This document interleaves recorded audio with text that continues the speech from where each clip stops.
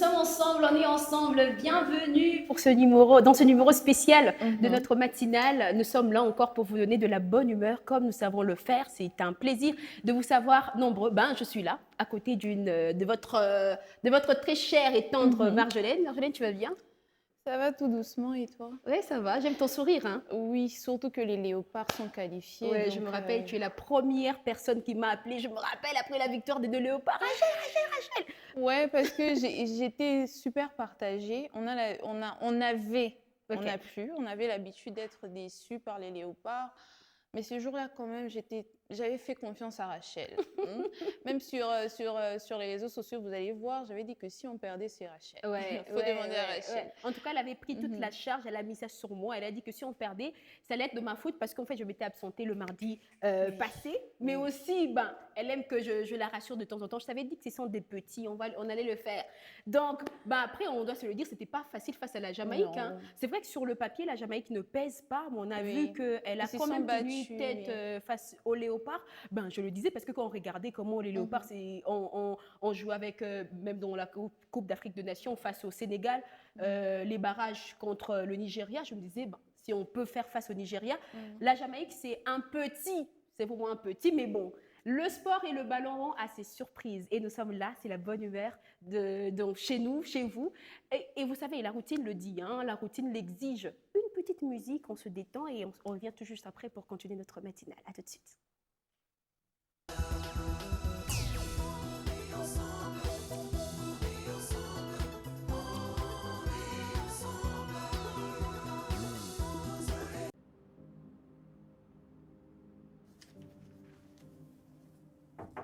Oui, c'est qui? Vous pouvez rentrer. Ça, c'est qui? Moi, je veux que les enfants, Banabale, sur la porte. Yo, beauté. C'est mes canards. Oh, ndaku propre. Yo, maquillage au tia, aux alaka propre, au tachate. Mais c'est quoi ça? Vous en êtes à l'aise. Oh, tâté. Tu sers à quoi? Tu sers à rien, en fait. À quoi? Christian, Sache-le. Ouais. Ça, tous les mois. Toyo Alexa, moi ça c'est quand t'as vu, hein. Toyo Alexa. N'importe quoi. Zoba. L'homme qui a droit à moi, c'est Alumba.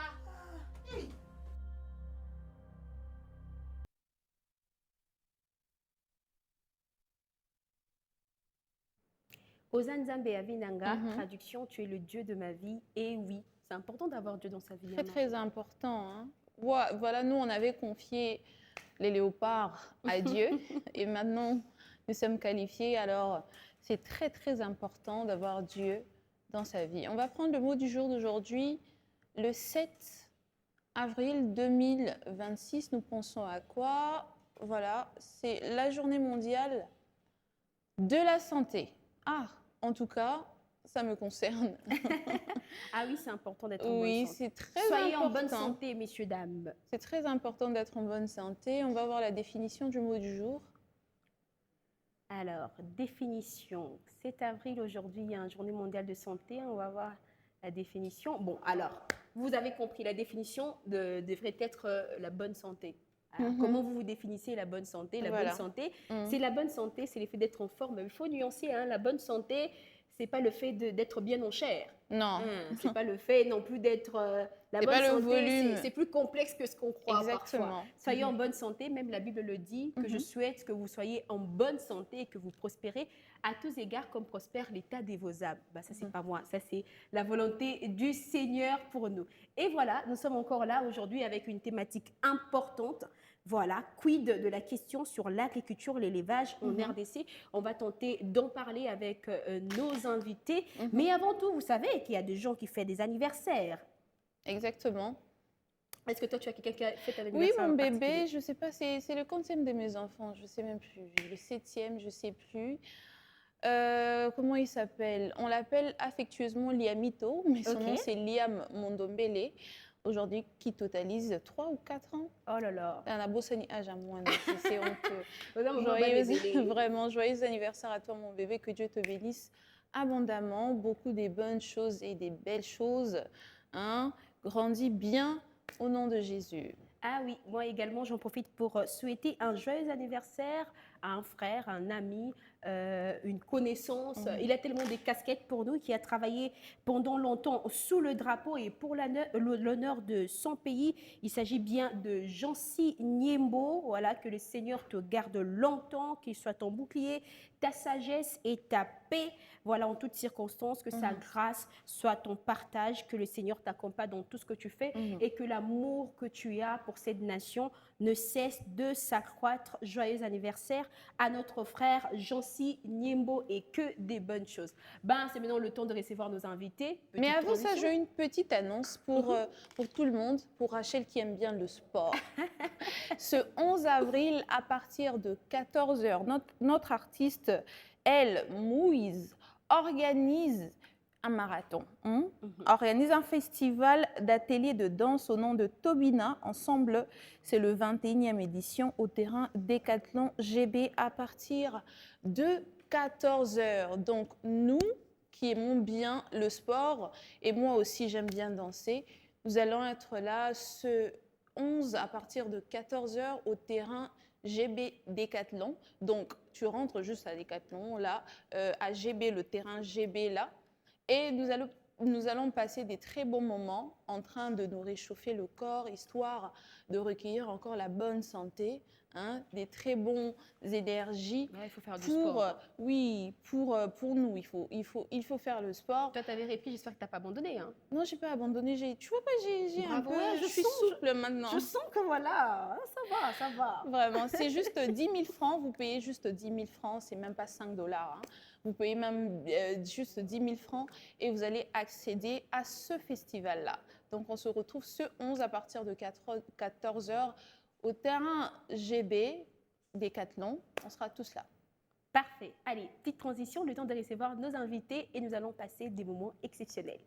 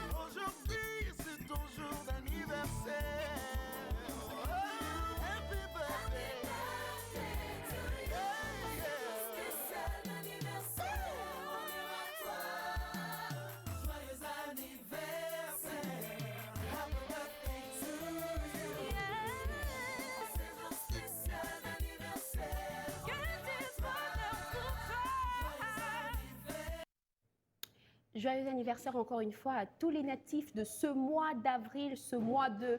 J'ai dit de mensonge, mais ce n'est pas un mois de mensonge.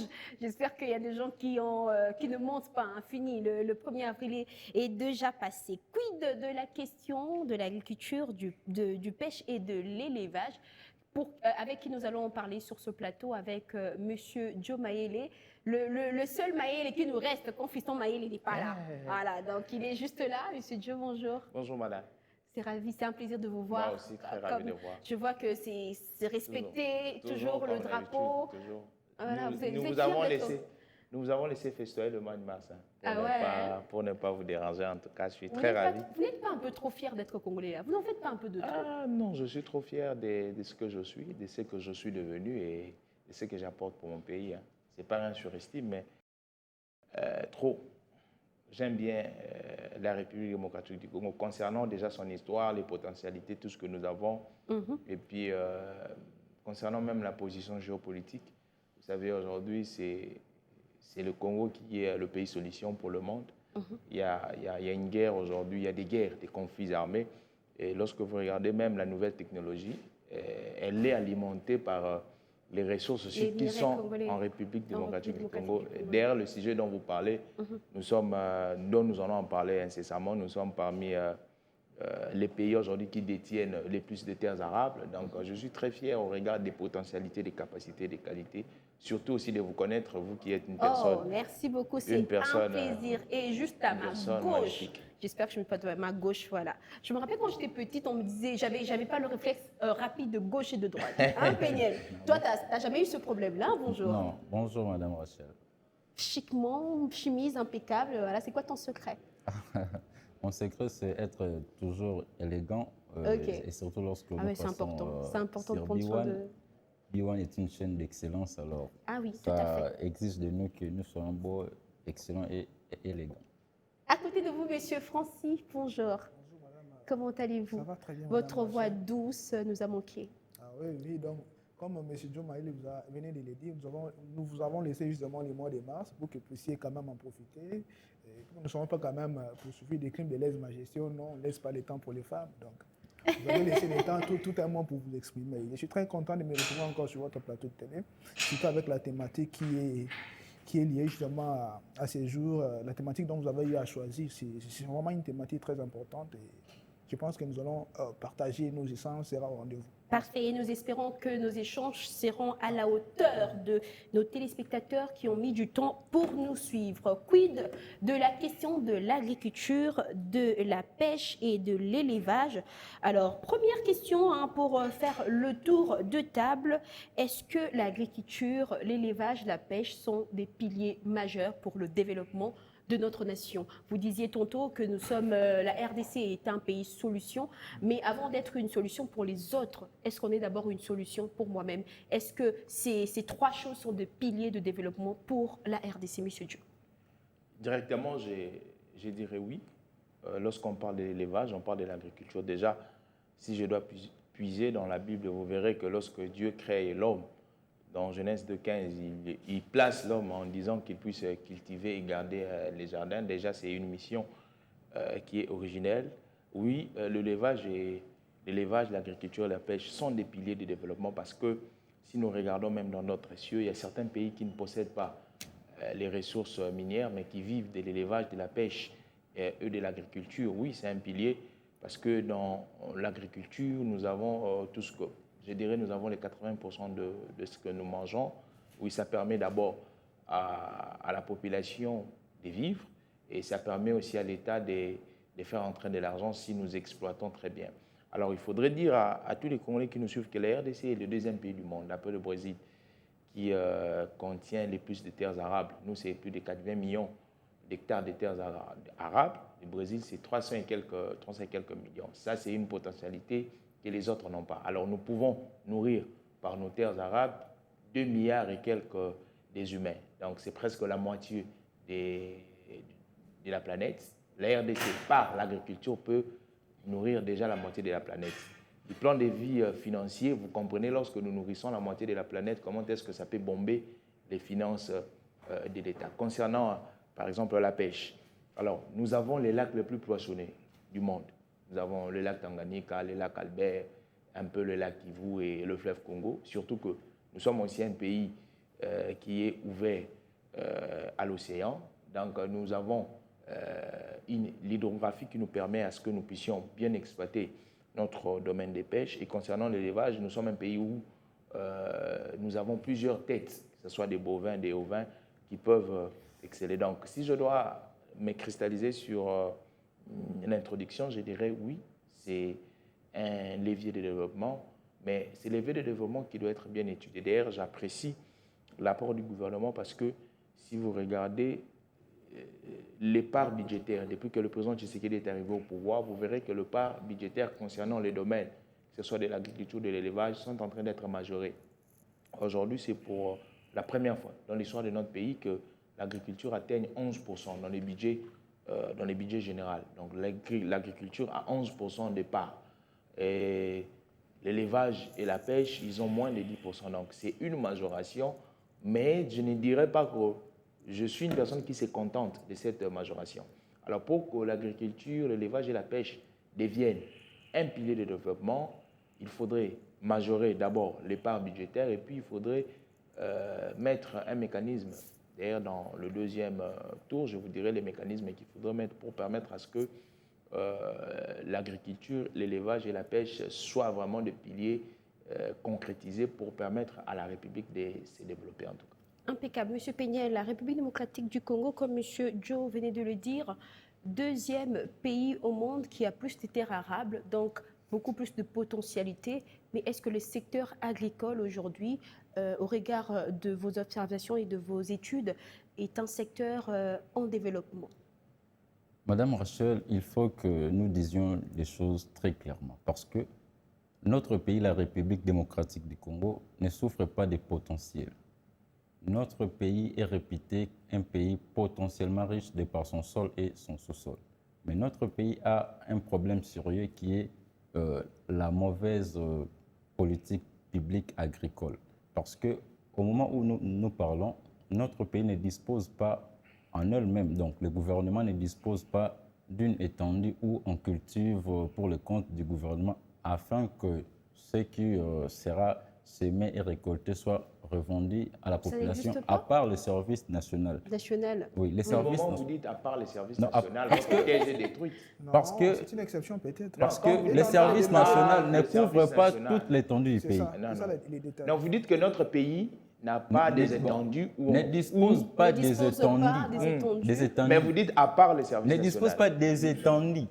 Mais vous voyez la composition de sa phrase, excusez-moi. Mais quand vous dites mais, ça annule ce que vous avez dit. Il y a l'exception dans la règle.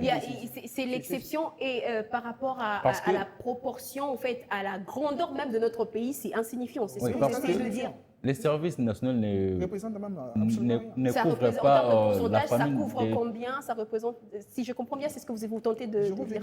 Effectivement, oui. Parce que M. Joe Maël a évoqué ici les cas du Brésil. Mais le Brésil, étant le premier pays qui a plusieurs terres arables et fertiles, le Brésil a investi dans ça. Le Brésil a investi dans l'agriculture. C'est pourquoi il est aujourd'hui le premier producteur agropastoral. Mais chez nous, il est réputé que la RDC regorge plus de 80 millions de terres arables et des étendues. Et aussi, nous avons les lacs les plus poissonneux, mais nous ne faisons pas de la pêche comme il se doit dans tous les pays. Jusque-là, notre pays est toujours dans la pêche artisanale, alors que partout, il y a la pêche industrielle. Moi, j'ai été éclairé une fois de réaliser qu'une seule chorale de l'église kimbanguiste a en elle seule plus de 3 bateaux de pêche au niveau de l'océan à Moindre, pendant que notre gouvernement ne dispose d'aucun bateau de pêche qui peut pêcher de manière industrielle. Et aussi lorsque nous parlons de l'agriculture, aujourd'hui, un individu comme Cédric Bakambu, un jeune Congolais, patriote, il a, au niveau de Mwanda, là-bas, au Congo central, il a plusieurs hectares où il cultive le riz, le maïs, et puis il part le vendre au niveau de l'étranger. Mais notre pays, notre gouvernement ne se limite qu'au niveau de l'importation. Nous étions, il y a quelques mois passés, au mois de décembre, qu'est-ce que le gouvernement avait fait? Alors que nous avons le fleuve Congo, nous avons le lac Tanganyika, le lac Kivu, où il y a les poissons qui naissent, grandissent et meurent sans être mangés ou pêchés. Mais notre gouvernement se donne le luxe de commander les chinchards au niveau de Namibie. C'est une honte pour notre pays. C'est une honte. Alors, moi je pense que pour mieux faire les choses, il faut que le gouvernement pense à industrialiser ces secteurs, donc l'agriculture, la pêche ainsi que l'élevage. Et dès que ces secteurs seront industrialisés, ces secteurs vont entrer dans le plan économique de notre pays et notre économie sera développée. Et pendant que nous parlons aussi de la pêche ici, Madame Rachel, j'aimerais informer à ceux qui nous suivent qu'au niveau de Mwanda, dans un village Kimwambi, il y a le pêcheur qui se retrouve dans une situation où la marine angolaise les a confisqués leurs bateaux, leurs filets et leurs cannes à pêche. ces pêcheurs artisanaux ne savent plus comment évoluer, ne savent plus comment évacuer à leurs occupations parce qu'ils ne vivent que de la pêche. Que le gouvernement puisse intervenir en leur faveur. Parfait. Monsieur Francis, le gouvernement puisse intervenir à leur faveur, oui, on entend, mais un secteur qui a encore pas mal de quoi que le secteur de l'agriculture, du pêche et de l'élevage. Voilà. Monsieur Péniel disait tantôt, ce n'est pas un problème des potentiels, ce n'est pas un problème des richesses. Si on a, le Brésil, lui, a misé sur sa force. Il a compris sa force, il a misé sur sa force. Nous, qu'est-ce qu'on en fait? Vous savez, Madame Rachel, j'aimerais un peu dire quelque chose. La personne qui travaille, qui invente des choses, elle est supérieure à celle qui vient acheter. Vous voyez?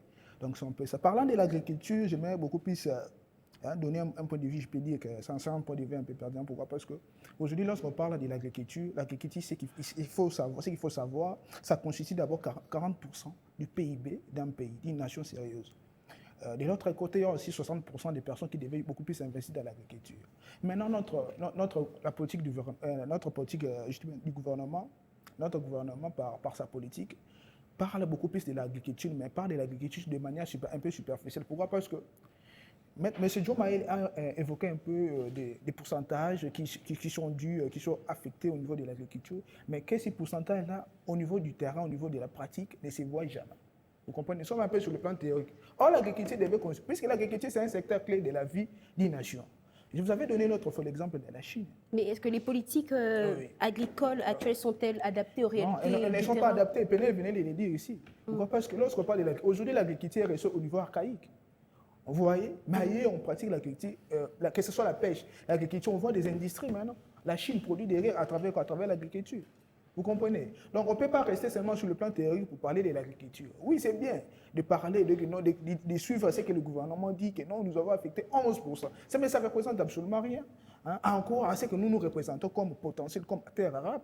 Donc, moi, je pense que c'est un peu une sorte d'insulte de la part de notre gouvernement en affectant 11% justement dans l'agriculture. C'est rien. En croire d'autres pays. Vous comprenez? Il y a d'abord un problème aussi de moyens. Les mamans qui font l'agriculture au niveau du Congo central, ils souffrent des moyens, ils manquent de financement. Vous comprenez? Ils manquent de financement. Et lui, il parle de 11%. Mais 11% sur le terrain, quel est l'impact de ces 11% sur le terrain? Il a parlé des services nationaux, c'est Pénin qu'il a parlé, lui, il a dit. Mais ça représente combien de pourcents par rapport à la production agricole? Je vous avais dit aujourd'hui, j'avais suivi à la radio, il y a le maire de Loumaye-Kolo qui est en train de se plaindre. Pourquoi? Parce qu'ils ont commencé à s'approvisionner en maïs vers la Zambie. Mais nous avons des terres arabes, mais une de nos provinces commence à s'approvisionner en maïs en Zambie. Pourquoi? Parce qu'il y a manque de productivité agricole au niveau du pays.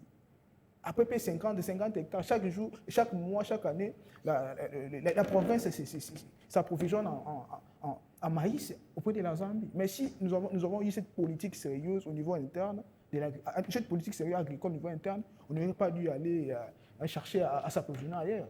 Vous comprenez? Donc, ce sont un peu des moyens qu'on devrait mettre en place. Moi, je pense que notre gouvernement met un peu du sérieux dans notre secteur. Bon, si nous prenons le secteur du football, vous avez senti la mobilisation qui a suivi justement notre qualification, même les préparatifs. Mais pourquoi ne pas mettre cette même énergie-là dans tous les secteurs de la vie politique, de la vie publique?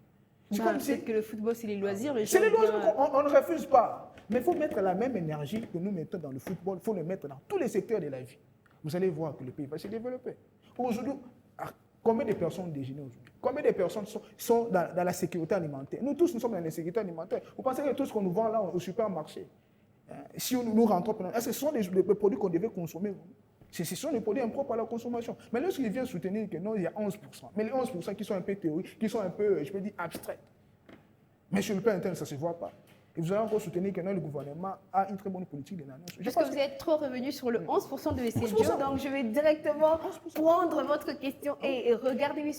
Dio, 11%. M. Dio, la République démocratique du Congo, terre arabe, juste après le Brésil. M. Dio, oui, le gouvernement fait les efforts que vous venez de citer tantôt quand vous aviez pris la parole en introduisant vos propos, mais l'insécurité alimentaire est encore palpable. Merci, madame. Je n'ai pas nié cette réalité. Vous savez, moi, je suis de ceux qui sont toujours optimistes. Je comprends que mon frère ait plutôt en fait, sa manière de s'exprimer. En fait, non, je comprends. J'admets cette thèse que nous achetons et ce n'est pas une nouveauté que la RDC achète parce que si vous voyez à l'est, plutôt les Grands Katanga s'approvisionnent toujours en Zambie en termes de maïs. Alors, je commence par mon frère pour lui dire qu'il faudrait vous informer. La RDC maintenant a 15 bateaux de pêche. 15 bateaux. Oui, la RDC a 15 bateaux de 15 pêche. bateaux de Qui à cause pêche. de où? Oh, attendez, non? Vous avez dit des choses, moi je vous donne maintenant des répondants. La RDC a 15 bateaux de pêche. Alors, j'ai eu cette information auprès du ministre de la Pêche et de l'Élevage, d'ailleurs que je suis en train de saluer, l'excellent Chimanga Bwana. J'étais en face à face avec lui.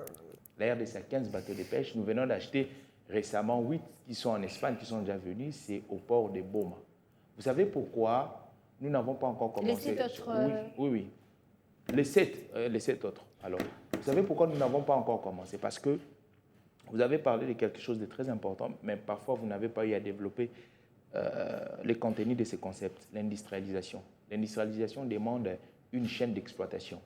Autant nous allons pêcher, autant il faut avoir les lieux pour stocker, autant il faut avoir les lieux pour transformer, autant il faut avoir des entrepôts focaux pour vendre cela. Alors, la pêche, s'il vous plaît, que ce soit la pêche, que ce soit l'agriculture, ça demande une chaîne d'exploitation. Quand je parle de 11%, je reviens à ce que M. Francis disait. Je parle de 11%, pourquoi? Parce que je suis parti d'une analyse comparative.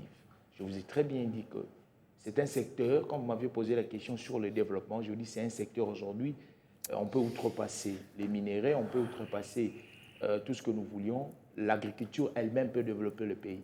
Mais en regardant ce qui s'est passé dans le passé, nous ne pouvons pas outrepasser.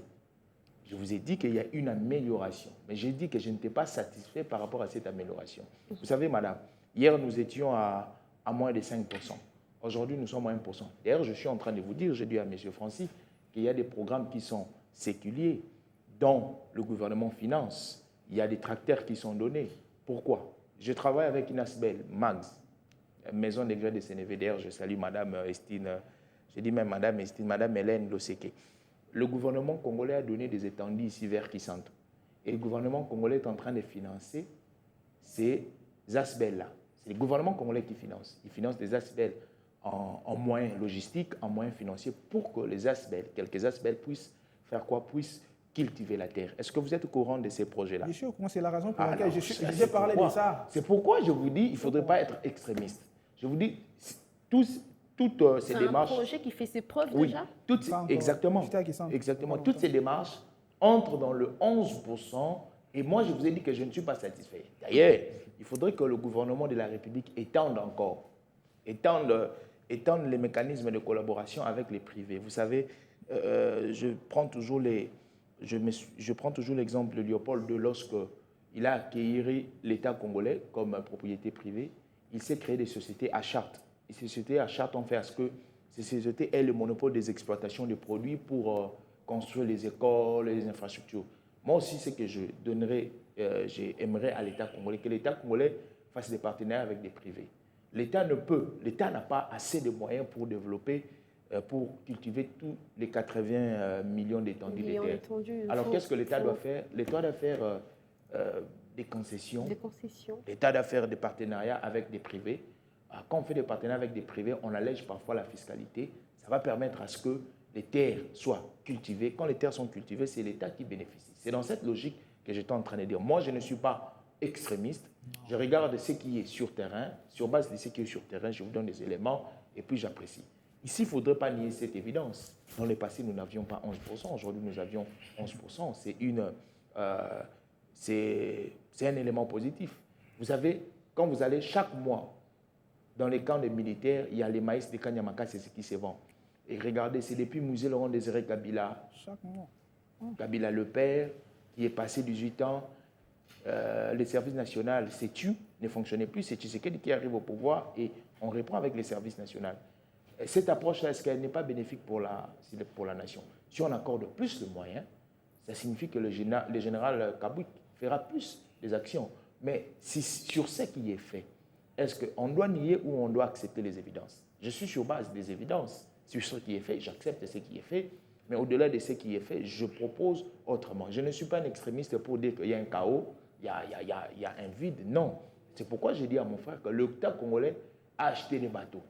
Mais il faudrait maintenant mettre en place une politique d'exploitation. Cette politique qui met en évidence une chaîne d'exploitation. Donc, je vous donne des informations sur les 15 bateaux de pêche que l'État congolais a achetés. Parce qu'il ne faudrait pas dire que l'État congolais n'a pas. Et si je dois je dois hyperboliser, les 15 bateaux se sont achetés sous le leadership de M. Tshisekedi. Alors, voilà. Vous parliez de l'État qui doit faire des partenariats avec des privés. Mais parlons des privés. Est-ce que c'est un secteur qui les attire, qui attire de privés, ce secteur d'élevage, d'agriculture? Madame Rachel, ici nous parlons d'un pays, la République démocratique du Congo. Juste un petit exemple, j'ai changé autour de ce sujet avec 3 jeunes qui m'ont dit « Ah oui, c'est un secteur très pénible. » Ce mot pénible est revenu. Voilà. On croirait que les jeunes ne choisissent pas ça, les gens choisissent Non, pas ça. c'est pénible parce que ce secteur n'est pas conçu comme, n'est pas perçu dans notre politique gouvernementale comme un secteur qui peut aussi développer l'économie de notre pays. C'est perçu comme un secteur de survie. C'est pourquoi se laisser au triste sort qui a donné cette perception? Pourquoi cette perception? Mais parce que notre gouvernement n'est pas stratège. Notre gouvernement n'est pas un gouvernement qui vient pour aider les populations que M. Diomaye a ici soulevé la question de partenariat avec les privés. Voilà. Parce que les privés qui œuvrent, par exemple, au niveau des Kikwit, du Grand Bandundu là-bas, ils ont d'abord un problème de dessertes agricoles. Les routes qui mènent vers la route nationale, ces routes sont dans un état de délabrement vraiment très, très avancé. Là, il y a aussi un problème d'infrastructure qui Effectivement, qui parce que si l'État devrait collaborer avec ces gens-là, l'État devrait d'abord aménager la route, aménager les secteurs qui pourront faire en sorte que ces paysans puissent acheminer leurs produits vers la ville ou vers le centre où ils seront en train de vendre leurs produits récoltés. Et ici, mon confrère Francis a évoqué le cas de la Chine. Qu'est-ce qu'avait fait la Chine sous Mao Tse-tung? La Chine, à travers son gouvernement, avait mutualisé les agriculteurs. La Chine avait créé une coopérative agricole. Pourquoi? Parce que dès lors que dans une famille, vous avez la capacité de produire au moins 2 sacs de riz, un sac vous revient et puis un autre sac va vous servir de troc. Le troc va vous aider à ce que si vous avez besoin d'une viande, vous échangez le riz avec la viande, le riz avec du sel, le riz avec du sucre. Mais ici, les paysans sont abandonnés par le gouvernement. Les paysans n'ont pas une couverture de banque agricole, alors qu'en Brésil, comme Messier l'avait épinglé, le Brésil a une banque agricole. Oui. Et chez nous, bien sûr que l'État doit ériger une chaîne de valeur pour faire la transformation. Et ici, dans notre pays, nous consommons le lait qui proviennent de partout. J'étais estomaqué un jour, j'ai acheté le lait en poudre en lisant sur... notice. Non, pas... Sur la boîte du lait? Sur l'emballage. L'emballage. Je lis, on a écrit lait fait à base, lait tiré du mouton.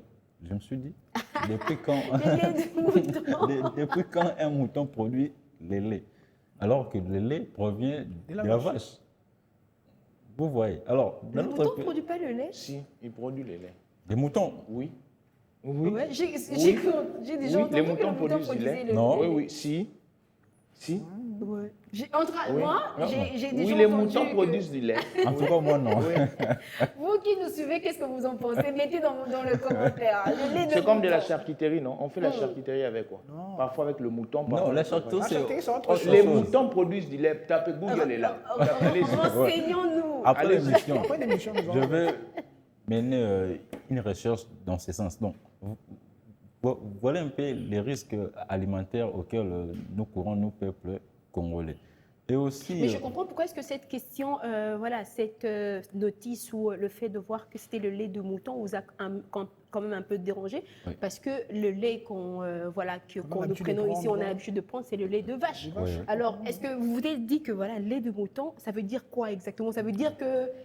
bon, Qu'est-ce que ça veut dire en fait? Que le lait des vaches n'est pas disponible?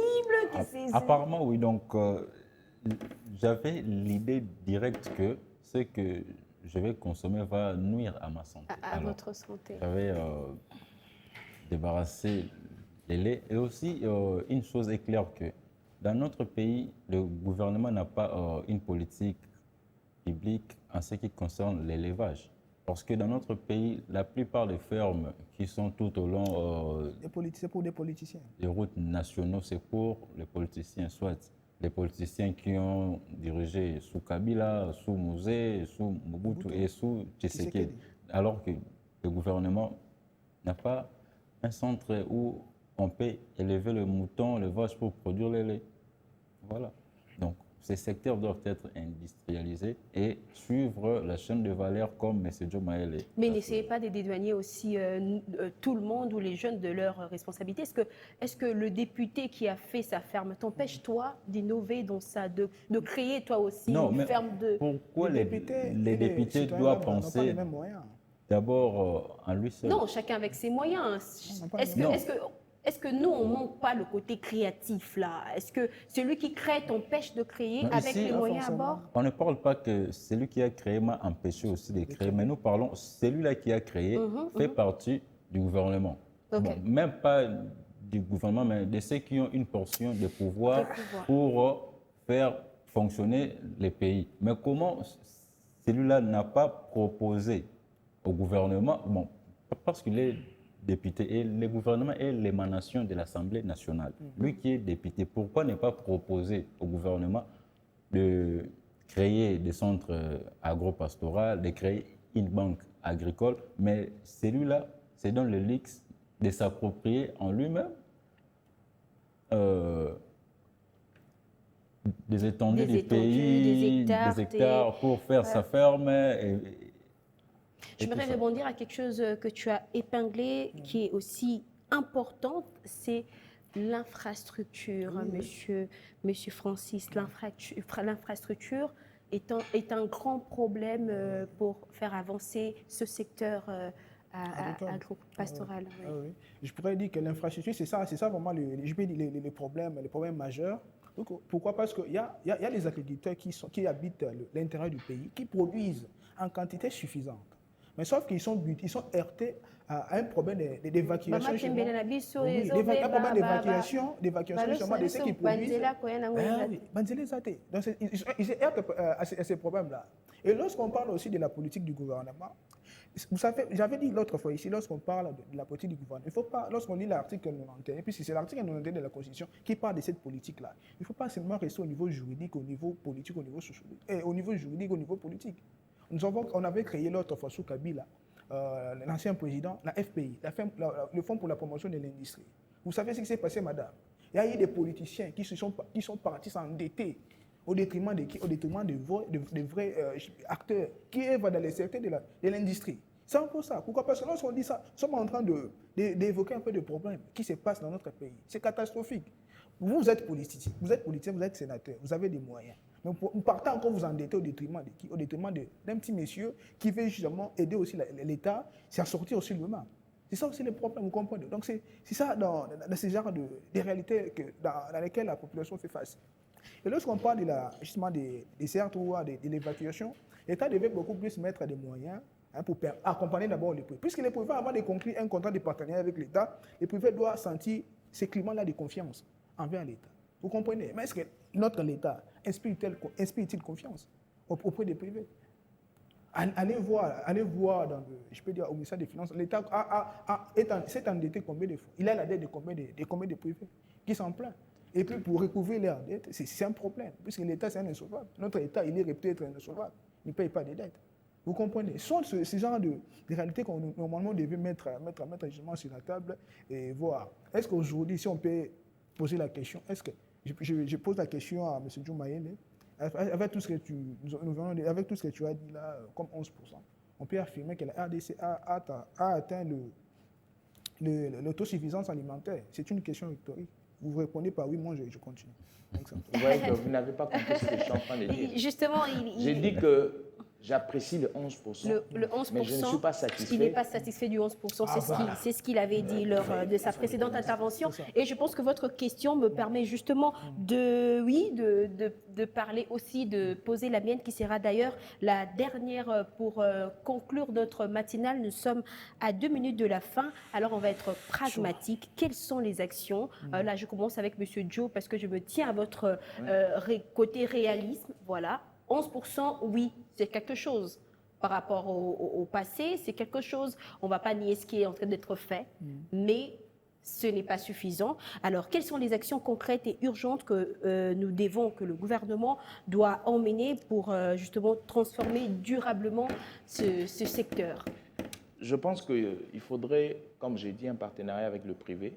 Alors, dans les services publics, lorsqu'on parle de PPP, partenariat privé-public, il y a ce qu'on appelle, il y a plusieurs formats. Il y a des sociétés à charte, il y a des sociétés économie mixte, il y a des sociétés à utilité publique. Alors, ici, quand je parle de ces partenariats, par exemple, les sociétés à charte, ça signifie quoi?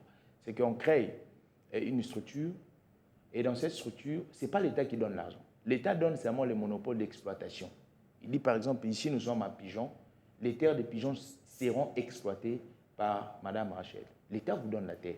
Et comme vous, les privés, vous avez le moyen d'acheter la logistique, d'acheter tout ce que vous voulez, les infrastructures, des entrepôts, vous développez. C'est dans ça que je suis en train de dire.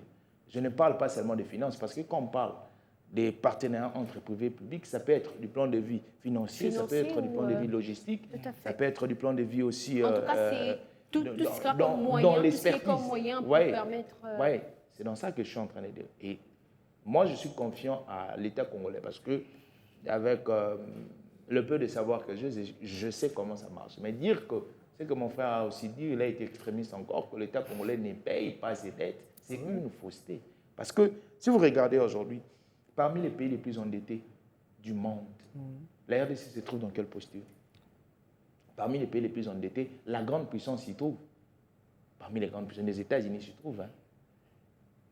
Donc, il ne faudrait pas, parfois... Bon, nous savons que nous sommes dans un pays où les conditions sont pas bien, mais parfois, il ne faudrait pas aussi très mal vendre notre pays. Nous avons des choses positives que nous devrions véhiculer. Par exemple, s'il y a des avancées, j'ai dit bravo, mais il faut encore multiplier les efforts. Donc ici, que ce soit le domaine de l'agriculture, que ce soit le domaine de la pêche, que ce soit le domaine de l'élevage. D'ailleurs, je dis à mon frère, le domaine agro-pastoral de l'Antille, d'Aipei. Il y a un grand financement qui a été alloué pour restructurer. Il y a une firme israélienne qui s'occupe de ça. Est-ce qu'il est au courant de tout ça? Je suis au courant de tout ça. Non, mais c'est pourquoi j'ai dit... Mais pourquoi vous êtes trop négativiste? Parce que lorsque vous accusez l'État, c'est comme si tout ce qui est fait, c'est comme s'il n'y a pas d'efforts qui sont fournis. Non. Mais ce n'est pas suffisant. Mais au fait, vous savez, lorsque vous parliez, il ne faudrait pas seulement véhiculer ce qui est négatif. Dites que, voilà, vous avez fait une chose, mais dans ces une chose, voilà ce que vous devriez ajouter. C'est comme ça qu'on parle. Et non de nier la chose, de masquer la chose. Et après, quand je vais révéler une vérité, vous dites, bon, je le savais. Donc, vous êtes agent du mal, en train de mal vendre votre République. Parce qu'ici, nous sommes à Biwan. Vous savez, Biwan n'est pas seulement suivi. Il y a une chaîne que moi, je ne dirais pas que je déteste, une chaîne qui est sur Canal+, une chaîne congolaise, qui ne fait que véhiculer les insécurités en République démocratique du Congo. Et ceux qui sont à l'extérieur du pays pensent que c'est partout à Kinshasa où il y a l'insécurité, où on tue. Oui. Mais parfois, parfois aussi, il faut bien vendre la République. Moi, je suis parmi ces Congolais conscients qui se disent qu'il y a la part, il y a une démarche qui est positive, il y a une démarche qui est négativiste, et je prends, en étant réaliste et optimiste, je prends ce qui est positif et j'encourage les autorités à faire mieux. C'est comme ça que nous devons avancer. Donc, on doit tabler. Le développement de ce domaine doit se cristalliser sur le partenariat privé-public. Parfait. Monsieur Péniel, les actions concrètes et urgentes qu'il faudrait mettre en place pour assurer ce secteur d'agriculture, du pêche et de l'élevage. Madame Rachel, nous sommes dans un pays qui est au cœur de l'Afrique. Un pays qui peut nourrir même toute l'Afrique, mais ce pays n'arrive pas à nourrir sa population. C'est déjà une fatalité. Alors que notre pays ne manque pas de terre, ne manque pas de l'eau, ne manque pas de ressources ou de potentiels tels qu'évoqués ici. Donc notre pays est une catastrophe géologique, comme le disent les experts. Alors, moi, ce que je peux dire en conclusion, c'est que l'État congolais se conscientise et investisse dans ce secteur qui est l'agriculture, la pêche ainsi que l'élevage. Nous ne pouvons pas seulement chercher à développer les pays sous d'autres secteurs, soit la politique ou quoi, mais le vrai développement de notre pays doit se faire en touchant ces secteurs. Tous les secteurs. Oui. Et ce développement, vous êtes quand même d'accord que ça passe par le partenariat aussi? Il a dit lui-même, il a pris l'exemple de la Chine. La Chine s'est développée dans l'agriculture par le partenariat privé-État. Mais il parle seulement du gouvernement sans pourtant mettre au l'État est sérieux. Vous savez, mais un développement ne passe sans pourtant. Il y a certains pays qui n'ont pas assez de ressources que la RDC, mais ce qui manque à notre pays, c'est l'organisation. Nous parlons de l'agriculture. Nous parlons de l'agriculture. Mais c'est l'organisation. Nous parlons de la pêche et de l'élevage. C'est l'organisation. Mais quand il y a financement des... Vous savez, les ONG actuellement sont financées à quel montant? À quel moment? Non, je ne vais pas dire ici à la télévision, mais après je vais vous dire. Oui. Pour dire que nous avons un gouvernement qui devient de plus en plus sérieux. Qu'est-ce qui se passe? Qu'est-ce qui se passe? Ce sont les mêmes politiciens, madame. Vous voyez, vous voyez. S'il vous plaît, ce sont les mêmes politiciens qui créent des structures à la va-vite pour bénéficier des financements. Ça, c'est une fausseté. C'est une fausseté parce que je suis dedans. J'ai une ONG que je suis en train d'encadrer. Votre ONG œuvre dans quel secteur? J'ai dit c'est pas mon ONG. Je suis consultant dans une. Je suis consultant. Il y a des aspects concrets. Je suis consultant. Non, je ne parle pas de ça. Je parle de programme que le gouvernement est en train de financer à Kisantu. Il y a des terres qu'on a données. On donne la logistique et on donne de l'argent. Vos ONG. Je ne parle pas de. C'est pas pour moi. Ce n'est pas les ONG de M. Joe Mayele. Je dis je suis consultant. Je suis consultant dans une ONG. Ces ONG œuvrent dans quel secteur? Nous parlons de quel secteur? Nous parlons de l'agriculture, non? Je parle de l'agriculture. ONG qui n'ont même pas de personnalité juridique. C'est faux. C'est faux. Mais oui. Vous savez, ça c'est encore démystifier le gouvernement. C'est très mal vendre les autorités. C'est faux. Lorsque vous amenez un projet, c'est faux. Comment vous dites des choses comme ça? Moi, en 2021, j'avais encadré, je peux dire, une personne qui devait bénéficier de ces financements. Arrivé là-bas, on a déposé les documents à bonne et due forme. Par la suite, on avait financé. On avait déclassé les projets des autres. Et puis, il y avait le projet d'un monsieur à qui on lui avait ravi. C'est-à-dire, on lui avait volé son projet par des politiques de ces pays. Vous comprenez? Est-ce que vous parlez de 2021? Je vous parle d'un projet qui est maintenant à Kisantu, dont l'argent sort. Est-ce que ça commence aujourd'hui? Non. Moi, je parle de ce qui est actuel. Vous me parlez de ce qui est passé. Non. C'est un cas particulier. Moi, je vous parle d'un cas général. Allez-y. Vous avez parlé du processus pour avoir le financement. Il faut déposer des documents à bonne et due forme, notamment les statuts. Moi, je me dis, j'affirme ici. Vous dites qu'il faut déposer, vous contredisez votre Moi, partenaire. je parle du processus. Lui, il dit que certains ONG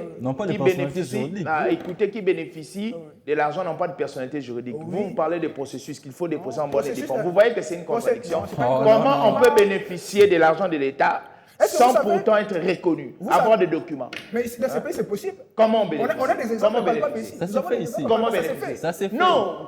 Quels sont ces exemples-là? Lorsque vous n'avez pas d'informations, il faut vous informer sur la situation qui se passe sur le terrain. C'est un peu ça le problème. Vous voyez, la classe politique actuelle souffre beaucoup plus. Lorsqu'on vous dit la vérité, vous ne voulez pas attendre la vérité. Non, vous dites ce que vous concevez. Moi, je vous dis ce qui se passe sur le terrain. Vous dites des choses que vous concevez. Je vous dis des choses pratiques, les choses qui se passent sur le terrain, vous dites que c'est une fausseté. Non, ça dépend. On vous a consulté en amont ou bien en aval? En aval. J'ai dit, quand on dit consultant, ça signifie quoi? On vous a consulté en amont ou bien en aval? Quand on dit consultant, est-ce que le consultant c'est en amont ou c'est en aval? On peut vous consulter aussi en aval? Non, la consultance c'est un travail qui s'est fait en amont comme en aval. Non, vous accompagnez, s'il vous plaît, ça dépend. La consultance, c'est un travail qui se fait en amont, qu'en avant. Vous accompagnez la structure dans l'orientation des actions. C'est comme ça que ça se passe. C'est quoi les derniers mots de la fin? Important. C'est quoi les derniers mots? Quelles actions concrètes et urgentes faut-il mettre en place pour transformer ce secteur? Moi, je pense que s'il y a des moyens qu'il faut mettre... Moi, Le problème, c'est important. C'est Ah oui, important ah de dénicher le problème. Ah C'est oui. parce que c'est justement la voie. Voilà, une citation, on dit que, je paraphrase, « est guéri celui qui est conscient de sa maladie ». Voilà. Donc, la première guérison commence par la conscience Oui, oui. du fait qu'on est malade. Quand tu sais que tu es malade, tu es déjà guéri. Parce qu'en fait, tu trouves la solution. Oui. Mais quand tu nies ta maladie, quand tu dis, ah, voilà, je vais faire semblant, je vais faire comme si ça n'existait pas, Oui. rassure-toi que tu es déjà mort. Déjà Voilà, mort, donc là, on a eu le temps, un échange très enrichissant avec une thématique aussi particulière. On a détecté un peu les failles, les puces. Là, quelles actions concrètes pour assurer ce secteur, pour transformer durablement ce secteur de l'agriculture, du pêche et de l'élevage. C'était ça, la dernière question et le mot de la fin. Moi, je dirais beaucoup plus comme mot de la fin, je vais demander à notre gouvernement de beaucoup plus investir dans l'agriculture. Pourquoi? Parce que l'agriculture, c'est un secteur qui recouvre vraiment tous les secteurs de la vie. Pourquoi? Parce qu'avant de sortir de la maison, vous devez manger. Et si vous devez manger, vous devez justement avoir de quoi mettre sous la dent aussi. Pourquoi? Parce que tout ce qu'on mange, ça provient de l'agriculture. Donc la plupart, dans l'ensemble, dans les 80%. Et je vais demander au gouvernement, lorsqu'on parle de la politique de la nation qui est consacrée à l'éthique immanente, ce n'est pas seulement sur le niveau politique, non. Ça doit aussi s'étendre aussi sur tous les secteurs de la vie, notamment le secteur agricole aussi, on doit mettre beaucoup plus d'accent. C'est inconcevable, c'est utopique à notre assistade ici. On voit des gens souffrir de la malnutrition, hein, notamment dans des petites provinces, Kassai et consorts. Donc nous devons mettre justement du sérieux et permettre à ce qu'on puisse beaucoup plus étendre cette politique, y mettre d'abord la volonté. Pourquoi? Parce que tout passe par la volonté. Y mettre la volonté, très important. Mesdames et messieurs, nous sommes à la fin de notre thématique. C'était donc ça, quid de la question sur l'élevage, sur l'agriculture, sur la pêche. Voilà, on a eu le temps d'en parler en long et en large et nous espérons que cet échange a été bénéfique pour vous. Et n'hésitez pas aussi, vous avez le droit, Beyond Télévision est une chaîne qui vous donne la parole et qui souhaite vous écouter sur les différentes thématiques que nous abordons tous les jours de la semaine dans notre matinale. On est ensemble avec vous. Il n'y a pas de souci, on va prendre ce communiqué nécrologique avant de nous séparer. La famille Malunda Mene et les professeurs Berry Malunda Mene ont la profonde douleur de nous annoncer le décès de leur fils Randy Malunda Mene, survenu dans la nuit du 26 mars suite d'un malaise. Le programme des obsèques se présente de la manière suivante. Le vendredi 10 avril, à partir de 9h30, veillée mortuaire en salle Winner, 6 sur l'avenue Lubumbashi, commune de Bandalungwa, référence virage horoscope. Samedi 11 avril, 9h30, levée du corps de la morgue Mabanga et le sud, commune de Kalamou. 11h juste, mise en bière et inhumation au cimetière de Banseke-Fouti. 15h juste, bain de consolation à la salle Winner, 6 avenue Lubumbashi, voilà, commune de Bandalungwa. La référence, je vous l'aviez donnée, je disais que c'était virage horoscope. En tout cas, que Dieu console cette famille et toutes les familles qui ont perdu des êtres chers à travers le monde. C'est donc la fin, c'était On est ensemble. Merci Monsieur Joe, c'était un plaisir de vous avoir. Et nous espérons que les mardis qui arrivent, les mardis prochains, nous vous aurons encore pour continuer de parler des sujets de la vie, des sujets importants. Monsieur Péniel, merci beaucoup Monsieur.